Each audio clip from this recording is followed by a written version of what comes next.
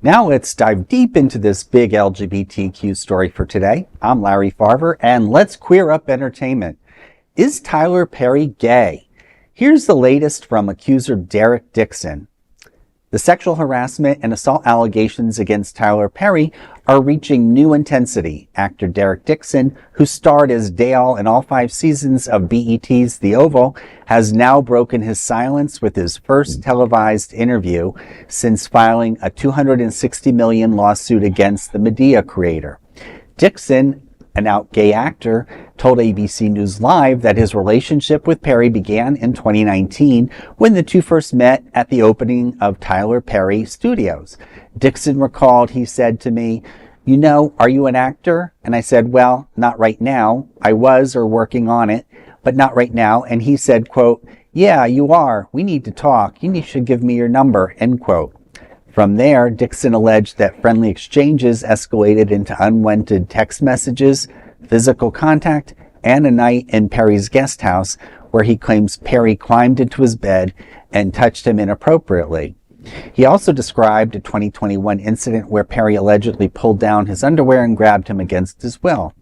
When Dixon said, quote, "I don't want this," Tyler insisted, saying, quote, "Unless someone's been through something where they have their control over their bodies taken away, you don't really understand," end quote.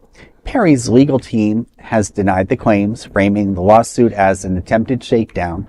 In a statement to ABC News, Perry's lawyer wrote, quote, "This is an individual who got close to Tyler Perry for what now appears to be nothing more than setting up a scam. But Tyler will not be shaken down, and we are confident that these fabricated claims of harassment will fail," end quote. Tyler Perry has not publicly stated that he is gay and has previously dismissed gay rumors as stemming from his portrayal of the character Madea. Perry has maintained his privacy regarding his sexuality, with some speculating his primary audience in the Black church community influences this choice. He has supported LGBTQ representation in media, but has not addressed the rumors directly. For Dixon, the $260 million lawsuit is not just about damages. It's about how do you stop a billionaire who won't stop themselves from doing this.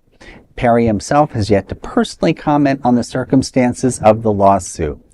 Well, in researching the story before we came to air tonight, apparently there have been several interactions between Dixon and Tyler Perry over the years. And I know sometimes people can't professionally avoid them, but with my human resources background, I would say it's sort of going back for more. Now, I'm not making a judgment here, but I'm saying if you're doing business or interacting with someone and that continues, you may want to steer clear of the circumstances where you may be put in that position, or at least not be left alone with that individual. Like staying at his guest house.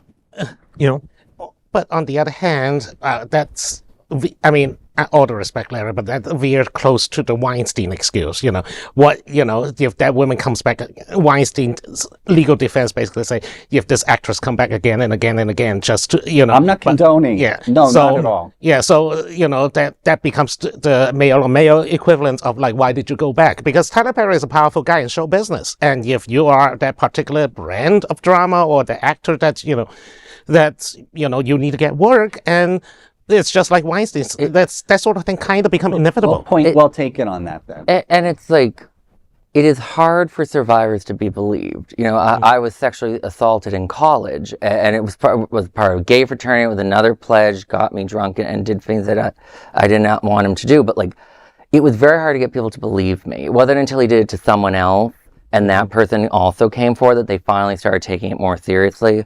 And so I tend to be on the side of like, I like to believe survivors unless there's a compelling reason not to.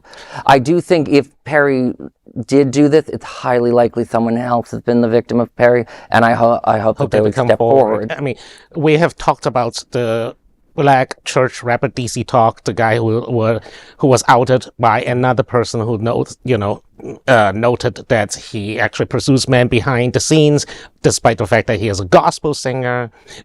There is kind of this this taboo, I guess, in some circles where like coming out is not acceptable. I understand that, but that doesn't mean that it gives you free rein to terrorize yourself. I'm not going to claim to be an expert of the black community or the black church community, but I get very uncomfortable with this talk of like, oh, black people or black churches are allegedly very homophobic. I'm like, I'm sorry.